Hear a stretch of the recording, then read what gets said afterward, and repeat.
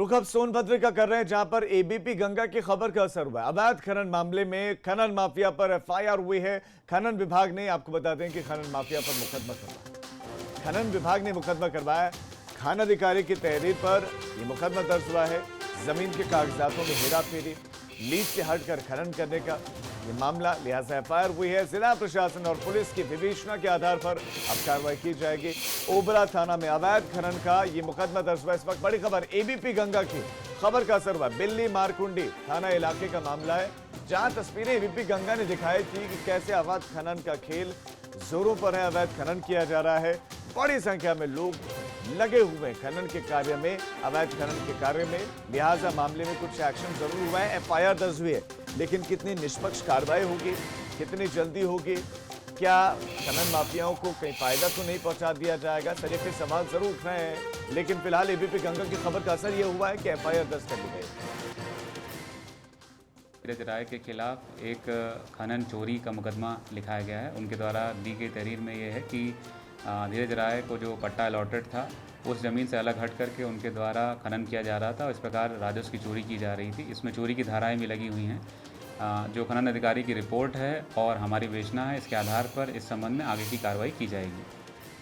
रुख अब सोनभद्र का कर रहे हैं, जहां पर एबीपी गंगा की खबर का असर हुआ है। अवैध खनन मामले में खनन माफिया पर एफआईआर हुई है। खनन विभाग ने, आपको बता दें कि खनन माफिया पर मुकदमा करवाया। खनन विभाग ने मुकदमा करवाया। खान अधिकारी की तहरीर पर यह मुकदमा दर्ज हुआ है। जमीन के कागजातों में हेराफेरी, लीज से हटकर खनन करने का ये मामला, लिहाजा एफआईआर हुई है। जिला प्रशासन और पुलिस की विवेचना के आधार पर अब कार्रवाई की जाएगी।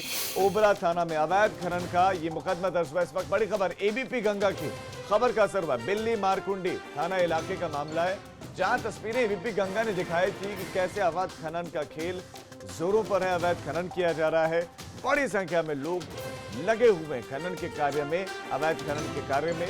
लिहाजा मामले में कुछ एक्शन जरूर हुआ है, एफआईआर दर्ज हुई है, लेकिन कितनी निष्पक्ष कार्रवाई होगी, कितनी जल्दी होगी, क्या खनन माफियाओं को कहीं फायदा तो नहीं पहुंचा दिया जाएगा, सरीफे सवाल जरूर उठ रहे हैं। लेकिन फिलहाल एबीपी गंगा की खबर का असर यह हुआ है कि एफआईआर दर्ज कर ली गई। धीरज राय के खिलाफ एक खनन चोरी का मुकदमा लिखाया गया है। उनके द्वारा दी गई तहरीर में ये है कि धीरज राय को जो पट्टा अलॉटेड था उस ज़मीन से अलग हट करके उनके द्वारा खनन किया जा रहा था और इस प्रकार राजस्व की चोरी की जा रही थी। इसमें चोरी की धाराएं भी लगी हुई हैं। जो खनन अधिकारी की रिपोर्ट है और हमारी विवेचना है, इसके आधार पर इस संबंध में आगे की कार्रवाई की जाएगी।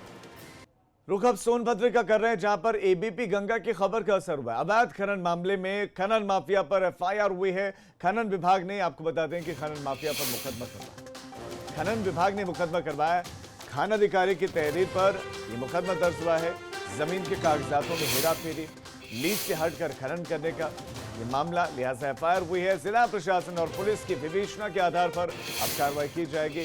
ओबरा थाना में अवैध खनन का ये मुकदमा दर्ज हुआ। इस वक्त बड़ी खबर एबीपी गंगा की खबर का असर हुआ। बिल्ली मारकुंडी थाना इलाके का मामला है, जहां तस्वीरें एबीपी गंगा ने दिखाई थी कि कैसे अवैध खनन का खेल जोरों पर है। अवैध खनन किया जा रहा है, बड़ी संख्या में लोग लगे हुए हैं खनन के कार्य में, अवैध खनन के कार्य में।